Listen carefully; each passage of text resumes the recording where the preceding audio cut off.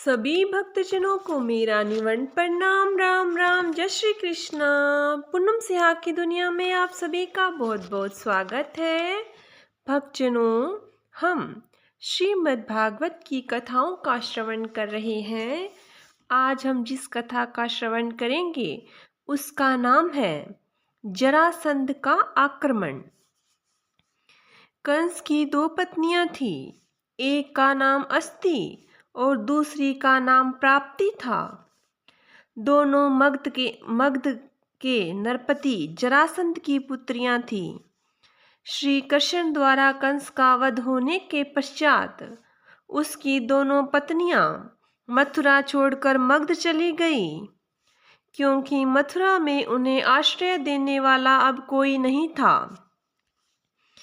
कंस की दोनों पत्नियों ने मगध जाकर अपने पिता जरासंध को बताया कि किस प्रकार वसुदेव के पुत्रों ने मथुरा के सुप्रसिद्ध पहलवानों को मार ही डाला, कंस का भी वध कर दिया।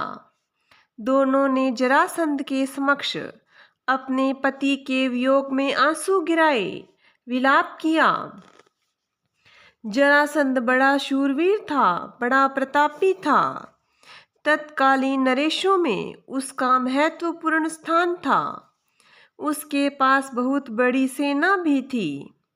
जरासंध अपनी पुत्रियों की वृद्धावस्था को देखकर क्षुब्ध हो उठा।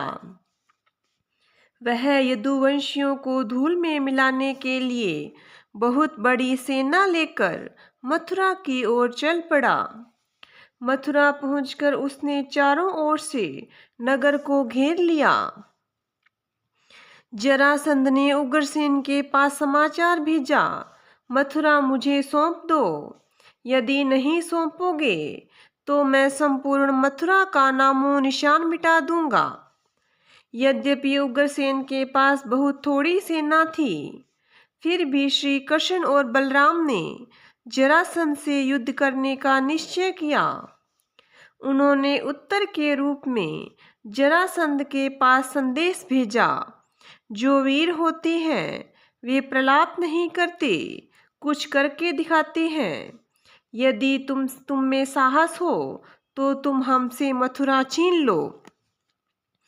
श्री कृष्ण का उत्तर पाकर जरासंध ने प्रबल वेग से मथुरा पर आक्रमण कर दिया। उसकी सेना का सामना करने के लिए श्री कृष्ण और बलराम भी रथ पर सवार होकर निकल पड़े। उनके पास बहुत थोड़ी सी सेना थी, अस्त्र शस्त्र भी बहुत कम थे। फिर भी उन्होंने जरासंध की सेना को तो धूल में मिला ही दिया, उसे बंदी भी बना लिया और उग्रसेन के सामने उपस्थित किया। उग्रसेन ने उसके साथ सज्जनता का व्यवहार किया और उसे मुक्त कर दिया। यद्यपि उग्रसेन ने जरासंध को मुक्त कर दिया, किंतु उसके हृदय में यदुवंशियों के प्रति वैर भाव सदा बना रहा। उसने मुक्त होने के पश्चात क्रम से 17 बार मथुरा पर आक्रमण किया, किंतु प्रत्येक बार उसे पराजित होना पड़ा। वह अपनी पराजय से बड़ा दुखी हुआ। उसने राज सिंहासन छोड़कर तप करने का विचार किया, किंतु उसके मित्रों और हितैषियों ने उसे तप करने से रोक दिया। उन्होंने यह कहकर उसे धैर्य बंधाया कि आज की हार कल की विजय के रूप में बदल जाएगी।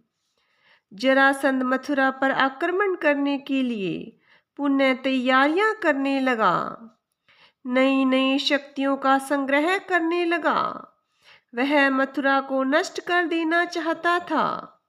श्री कृष्ण और बलराम को भी बंदी बनाना चाहता था, किंतु क्या उसका स्वप्न पूरा हुआ?